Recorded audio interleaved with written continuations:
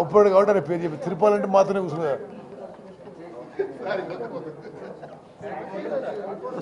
Okay I ready?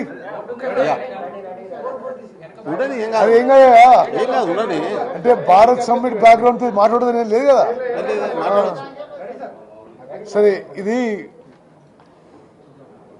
కాశ్మీర్లో పహల్గామ్లో జరిగిన సంఘటన తీవ్రంగా ఖండిస్తున్నాను.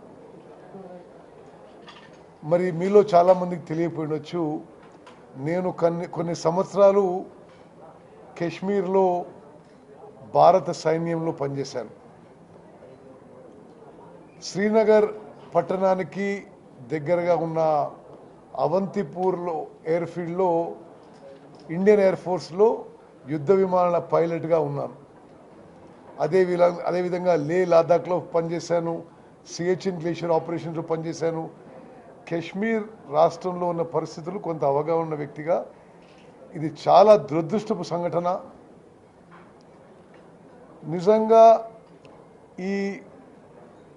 ఈ హత్యలు చేసిన వారిని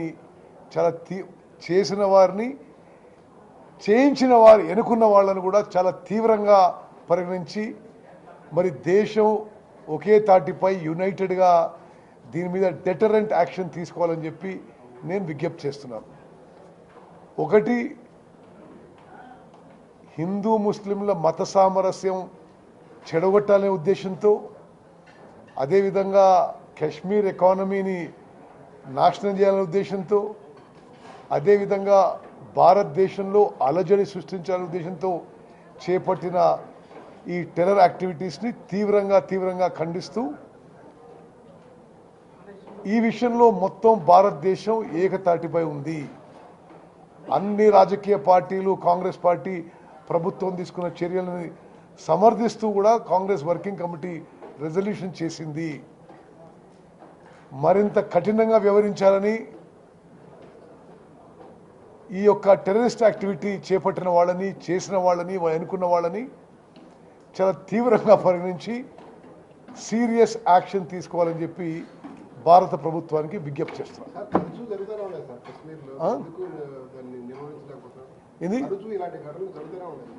అంటే ఇంత పెద్ద సంఘటన జరిగి చాలా రోజులైంది. అయితే నేను 2-3 ఏళ్ళు ఉన్నా అక్కడ. పుల్వామా కాదు, నేను అవంతిపూర్లో ఉన్నా. ఓకే, నేను లే లద్దాఖ్లో ఉన్నా. నేను అప్పుడు భారత వాయుసేన సియాచిన్ గ్లేషియర్ ఆపరేషన్ చేసినప్పుడు కూడా నేను భాగస్వామిని. ఓకే, అయితే కొంత నాకు ఆశ్చర్యం కలిగించే విషయం అయితే,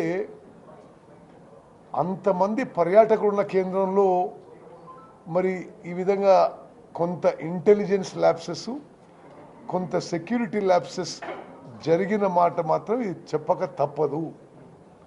not with standing that, as a country we must in this situation act United.